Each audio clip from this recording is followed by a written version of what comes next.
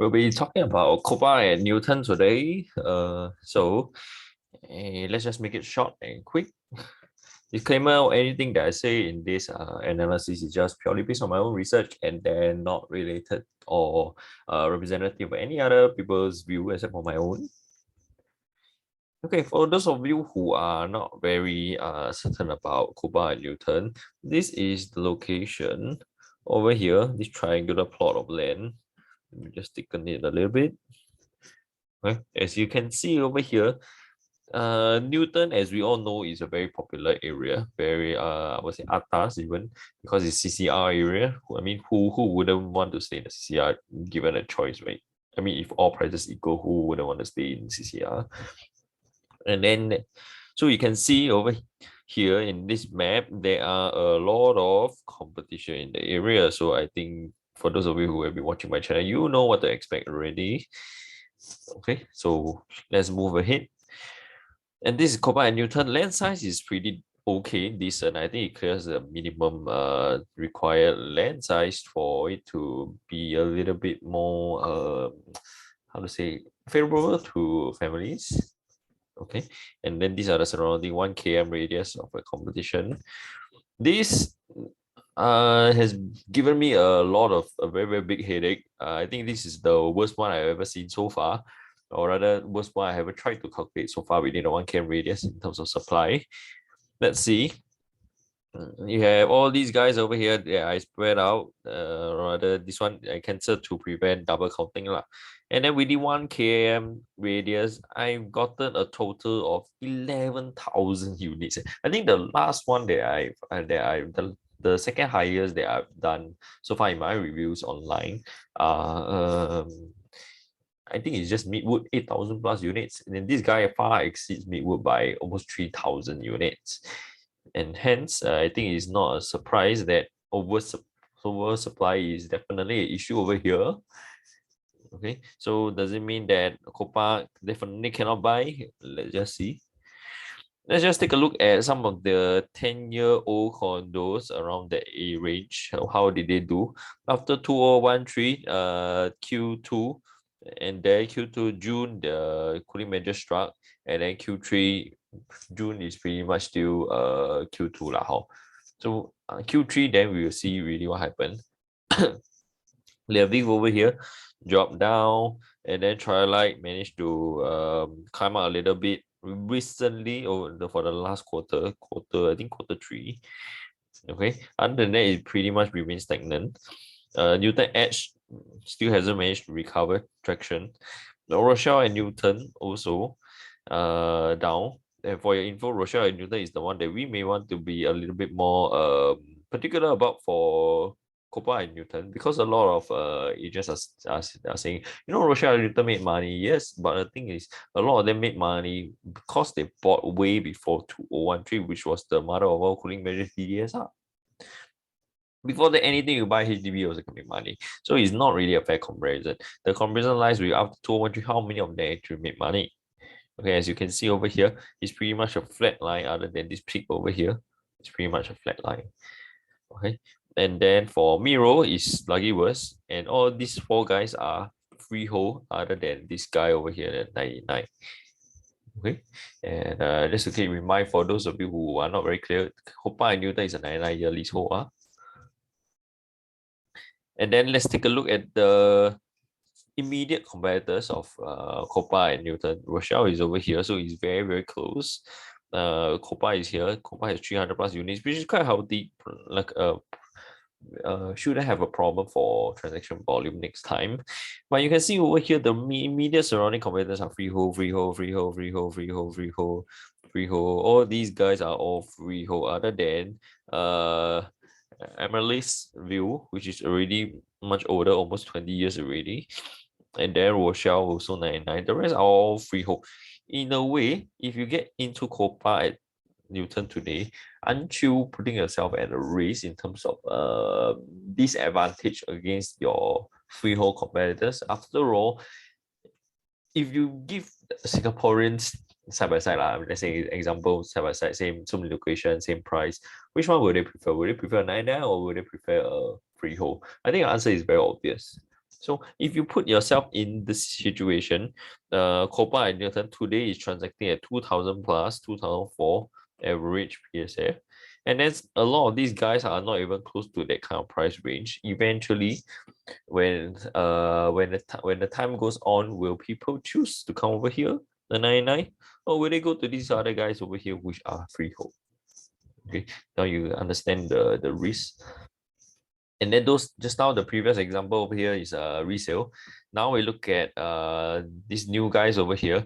All of them are uncompleted. I think Copa and Newton 2023. The other guys are also 2023 and beyond. This guy just TOP, I think 2021. Not sure exactly whether they already got the TOP. Supposedly 2021. Okay, but you can look at the price chart down. New Pullman down. After that, recently recovered a little bit. New at Novena, which is nearer towards Novena, obviously, down. Atelier also down, just right beside Copa. Yeah, there's quite a big drop from almost 2009 PSF drop to about 2006. So is that a concern? I think I leave it to you to think about it. But from what I see, Copa managed to climb up, inch up a little bit, perhaps because of its more expensive competitor than recent one. This one is uncompleted quarter. Obviously, we just started, so we don't really know. But whether is it going to be continue like what the previous video, Florence, I seriously don't think so, because these guys are freehold and then they are already struggling. So it doesn't really make sense for 99 years to climb to this level where it's same as a freehold, given the LOLs are equal, same age, same everything. Okay. For Copa Newton, average price transacted so far is 2426. And then if we take a look at the break-even price for Copa, okay, this is about 1884. So 2426, 1884. Let's just see. 2426 divided by 1884. 28%. They are almost 28% profit. 28.7 or rather 28.8%, which is very close to the 30% profit margin. If that's the case, if you take a look at other developments nowadays in today's new condos market, you would have realized that a lot of the developers, their profit margin are not that high, and hence I think this may be a little bit of concern, because at the end of the day, where if the developer, they are reaching the ABSD deadline, will they be able to reduce the price? Will they have the capacity to reduce the price in order to clear stocks? Or if let's say they are selling at break even, can they sell below break even to clear ABS in order to avoid ABSD? And chances of them, if they sell at break even, chances of them eventually clearing out the unit is actually very high. Whereas if you have a whole bunch of units selling at 30% profit margin and beyond, I think it's going to be if lah, because now Copa is about 60+%. So if towards the end, if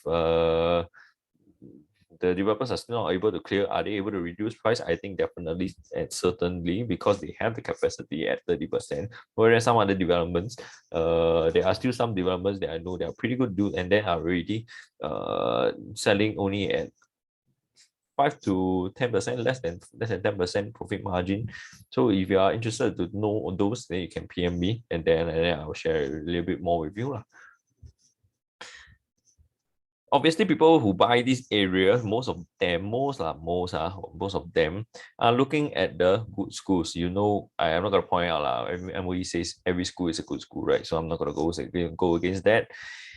But definitely, we all know that people buying here mostly for the schools, and hence you have a whole bunch of supply, because the developers they also know that there are a lot of people who are buying this area for the schools, and hence they are taking advantage of it. Okay, so if you are buying this area purely for schools, then I think this won't be a problem, because you have quite some choices over here. And then because of the huge supply in the area, not sure how many of you actually tried renting a place in Newton. I did recently. I was looking around for my own rental, and then I was exploring places in more in the central, like literary center of Singapore. Not the central like in south. And then I was exploring places, Newton, Toa Payoh, Bishan, this kind of thing, all the way Ang Mo Kio. The rest of the places are so hard to get a viewing, and it's so hard for the agents to reply us, even for me as an agent. But then the thing is, once I contacted the Newton guys, wow, the response is super fast, and then it's super easy to conduct viewings. I think part of it could be because you look at the supply over here available for rent. There are 600 plus units available for rent within 1 km radius of near the Copa area. I plant this 1 km search around Copa area, whereas this one is the Florence area. 1 km, you can see 2027 residential properties, including HDB. Okay, you can see the difference in the supply available for rental. And is that going to be a problem next time for you to rent out? I think if you're not those kind that is like Chinese, they call it 吊起来卖, or it's like you purposely push up the price, and you are waiting for somebody to give you you are trying to bid for somebody give you that super high rental. I think you're gonna have a tough time trying to rent it out. Whereas these guys over here should have much less of a problem trying to rent out at a higher price. In fact, some of the newer OCR condos are commanding insane rental, whereas you can see Scotts Tower at this kind of price. Right. For those of you who are renting, I think you probably know what I mean. So anyway, the gist of it is that if you want to rent out next time purely for rental income and not because you're buying for schools and everything, yes, you can rent out, I think. But if you want to up your rental, that is going to be a little bit of a challenge because of a huge oversupply in the area. So just to keep today's session short, I think if you are looking to buy Copa because of schools, then I think of course we don't really have a choice, because if you really need the school, you need a location, and then you want something older, you want something newer, then by all means I think you can go ahead and buy for schools. And if you are buying Copa for that area, for maybe you really like the location, then I think it's also a no-brainer because it is really a good location. How many people can dispute against that? But if you are looking for some place that is less cluttered, okay, less cluttered and then lesser supply, I think it's definitely not a place for you. And if you are looking for something that is more of an investment, for capital appreciation, Copa and Newton being at 99 in a freehold area, I think it is facing quite some severe disadvantage over the rest of the guys. Unless you're telling me there's only one or two other freehold guys in the area, but it's whole bunch of freehold guys, and there's only a tiny number of 99 in the area. If that is so, then Copa and Newton is going to be facing quite a little bit of a challenge next time if you want to have capital appreciation. Because let's just face it, today Copa is selling at 2004. It's not exactly very cheap, and there are quite some units that I have already pushed out the price by more than 100k, because I got some clients who were already asking, and then I check it out. There are quite some units that have already been staged out for very, very significantly.